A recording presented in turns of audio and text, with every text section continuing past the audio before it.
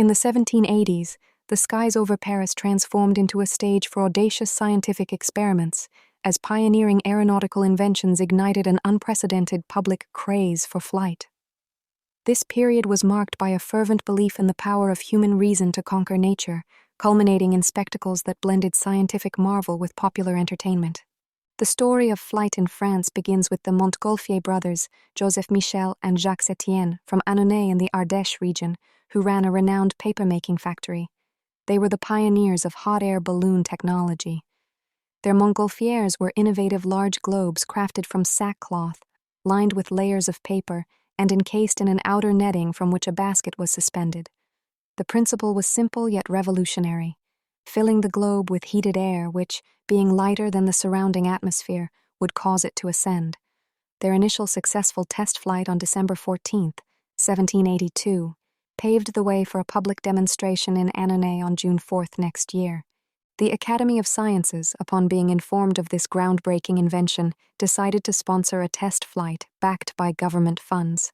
Jacques-Étienne Montgolfier traveled to Paris to build a new balloon with the assistance of his friend, Jean-Baptiste Réveillon, a wealthy wallpaper manufacturer. Réveillon, not one to pass an opportunity for commercial promotion by, even contributed decorative elements, such as zodiac signs, to the balloon's exterior. However, a formidable rival of the inventor soon emerged, Jacques-Alexandre César Charles, a distinguished physicien, scientist. He had quite an advantage before the pioneers.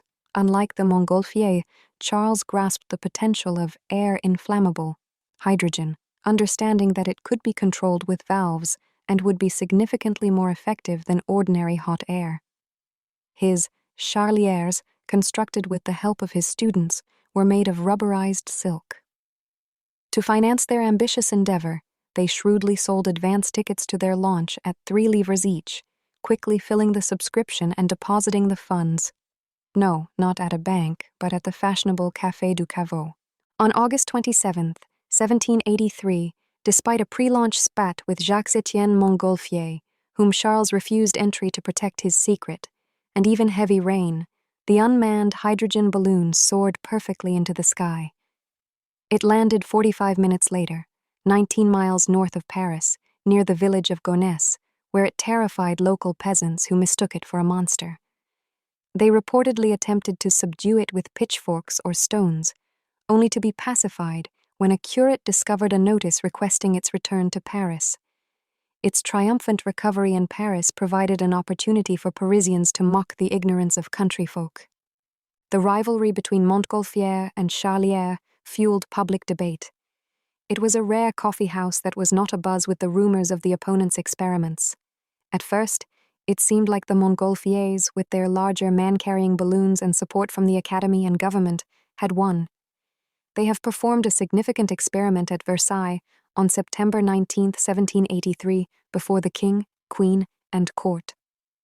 This flight carried a sheep, a rooster, and a duck in a wicker basket, intending to test the viability of living creatures enduring flight. While the rooster tragically broke its neck, the sheep and duck survived, captivating the public imagination. The first manned flight, however, had been accomplished by neither side, but instead, like in any good sports movie, by a dark horse, or rather, a pair of them. From the Bois de Boulogne, Jean-François Pilâtre de Rosiers and François-Laurent d'Arlandais embarked on it while suspended in a basket beneath a 70-foot-high hot-air balloon. They waved their hats to a massive crowd, ascended, crossed the Seine, and landed safely 5 miles away 25 minutes later. Their success was met with general enthusiasm, and Parisians celebrated them as heroes, even opening a subscription for a monument at their landing site. Just 10 days later, on December 1, 1783, Charles and Nicolas Louis Robert undertook their own manned flight. Charles ceremoniously invited Montgolfier to cut a ribbon, releasing a trial balloon as a gesture of reconciliation between the two implacable rivals.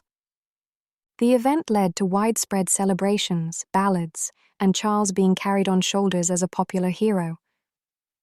The balloon itself was paraded through the streets by torchlight, attracting cheers. The king himself recognized these achievements, granting Jacques-Étienne Montgolfier membership in the Ordre de Saint-Michel and awarding pensions to Charles, Pilatre, and the Robert brothers. The success of these flights ignited a profound craze for balloons.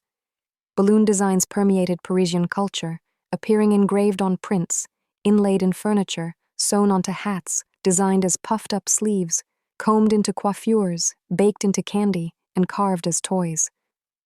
Spectators reacted with intense emotion, gasping, freezing with fear, applauding, cheering, weeping, and sometimes fainting. One woman, she might have been a market vendor, had even felt she had witnessed the birth of creation, seeing matter rise from chaos. However, the church expressed concern, viewing ballooning as diabolical for potentially undermining faith in miracles like Christ's ascension. A major challenge for balloonists was steering their wind-driven vehicles, 16. The Roberts attempted control with oars and later wings, but these efforts proved largely unsuccessful in directing the balloons, though their flights continued to dazzle the public and stir its imagination. The prospect of a channel crossing soon captivated public imagination. 18.